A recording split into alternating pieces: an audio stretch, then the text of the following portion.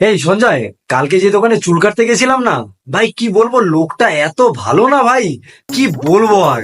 কেন রে, প্রথম দেখাতেই তোকে চুমু দিয়ে দিয়েছিল নাকি? আরে ওইখানে চুল কাটার পরে দাম হয়েছিল 100 টাকা। তো আমি বললাম যে আমার কাছে দাদা 100 টাকা হবে না। তো এত ভালো ভাই যে আমার কাছ থেকে টাকা পয়সা নেয়নি। হ্যাঁ, টাকা পয়সা নেয়নি।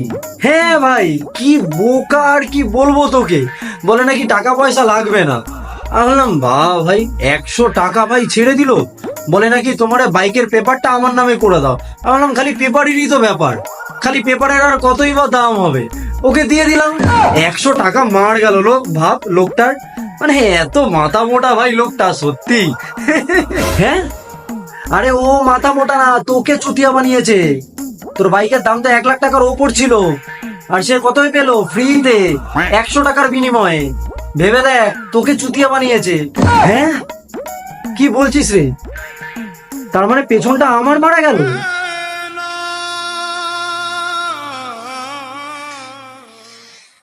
এ ভাই, আমার বাইক চলে গেল ভাই, আমার বাইক চলে গেল। কি করবো ভাই এখন? এত দাম দিয়ে আমি বাইকটা কিনেছিলাম, কি হবে ভাই?